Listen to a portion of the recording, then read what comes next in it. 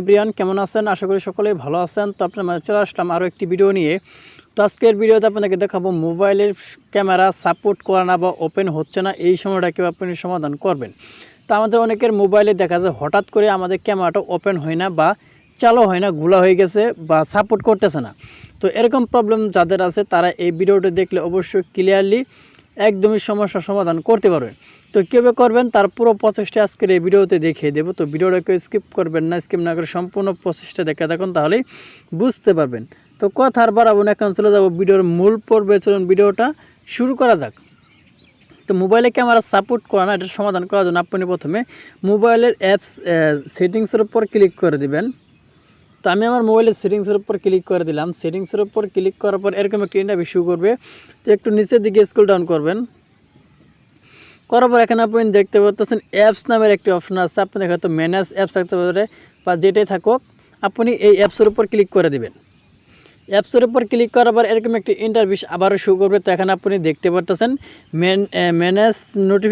Manage apps, এই অপশনটা আপনি ক্লিক করে দেবেন।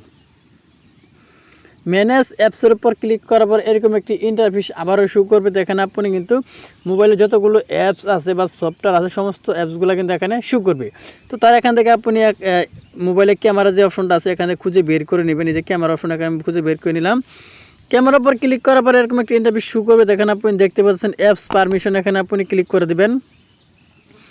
অ্যাপস পারমিশনের উপর ক্লিক করার পর এখানে আছেন ক্যামেরা। যদি আপনি এটা অ্যালাউ দেওয়া না থাকে, যেরকমভাবে থাকে, তাহলে আপনি সবগুলো এই যে অ্যালাউ মাইক্রোফোন, এগুলো যদি আপনি অ্যালাউ দেওয়া না থাকে, যেরকমভাবে সবগুলো নিচের দিকে থাকে, তা আপনি একটা একটা করে সবগুলো আপনি অ্যালাউ করে দেবেন। যেরকমভাবে সবগুলো আপনি অ্যালাউ করে দেবেন।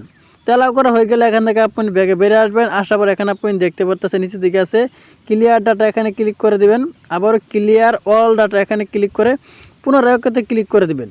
ক্লিক করা হয়ে গেলে এখান থেকে আপনি সোজা ব্যাগে বেরিয়ে আসবেন। আসার পর একবার মোবাইলটা বন্ধ করে আবারও পুনরায় চালু করবেন, তাহলে কিন্তু আপনার এই সমস্যাটা একদমই সমাধান হয়ে যাবে। তো এই ছিল মূলত আজকের ভিডিও। আজকের ভিডিওর মনে ক্লিয়ারলি বুঝতে পারছেন। তো আজকের ভিডিও যদি ভালো লাগে অবশ্যই একটি লাইক করে দেবেন, আর প্লিজ চ্যানেলটি সাবস্ক্রাইব করে আমাদের সাথেই থাকবেন।